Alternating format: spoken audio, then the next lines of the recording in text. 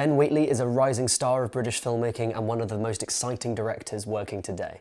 I first became aware of him when I was asked to pick a film to watch with my girlfriend's family, and I picked The Kill List. They're bad people. They should suffer. Not exactly the best choice, but I love the film, and since then I've watched the director go from strength to strength, so you can imagine my excitement when I heard that he was adapting one of my favourite novels, JG Ballard's High Rise. And then I won a competition to go and see the film and see a Q&A by him. Here's my impressions on High Rise. High Rise is based on a novel by JG Ballard looking at a new tower block arranged like a microcosm of society, where the poor live on the lower floors and the rich live on top. In the middle somewhere is Dr. Robert Lang, played by Tom Hiddleston, a head doctor who's looking to lose himself in the anonymity of the tower. After rolling blackouts, class warfare erupts and the tower devolves into tribalism and eventually just individual psychopathy as people twist into these barbaric, obsessive versions of themselves. And throughout all of this, an intrepid and disturbed cameraman by the name of Wilder is climbing the tower block looking to hold to account the architect who lives at the top of it.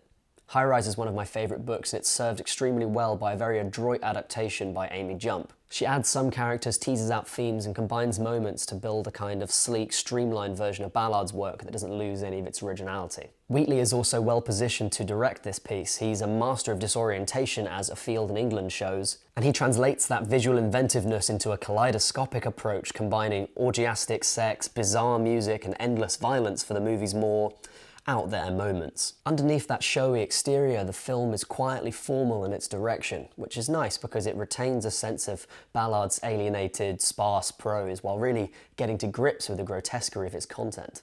Tom Hiddleston is excellently cast as Lang. He's a very static character, which Hiddleston translates into a posh, alienated vibe that feels purposefully false the whole way through. When he finally breaks and joins the violence, acknowledging a secret part of himself, it really feels like a joyous moment, and that's something that gets right to the heart of the perversity in Ballard's work. The cast is full of great performers, but Elisabeth Moss as Helen, Wilder's wife, and Sienna Miller as Charlotte, the woman who lives above Lang, are two standout greats because they shoulder the weight of the darker, more emotional moments of the film. I've heard a few mixed things about this from people who've gone to see it, and I think I kind of can see why. I think it's a very pure film in its intent and execution, but I think that'll drive away a lot of viewers. It's like spicy food. It's a strong flavour, which means the people who like it really like it, but it also means it's not for everyone. But I think in part one of the great things about Ben Wheatley is that his films are confident.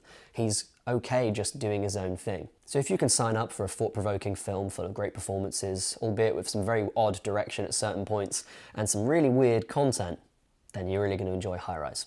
It's a treat. And last but not least, I just want to give a shout out to Will, who is front of house at Ritzy Picture House. The competition I did, I misread the email, my own fault, and I went to the wrong cinema, and there were two Q&As in London, and he still gave me tickets, which is absolutely astounding, especially considered how full it was. He just found 2 spare seats for us and let us go and sit there. So, Will, thank you very much. You made my evening. And without you, I probably wouldn't have gotten to see High Rise anywhere near as quickly. So cheers. That's it from me, folks. If you've seen High Rise and you didn't like it, please comment down below. I'd love to hear what you think about it. I know it was quite divisive. And if you like this review, don't forget to click subscribe so you get the next one when it comes out, which will be next week, I think. No, for sure. Let's do that. Let's make a date. Let's put it in the diary.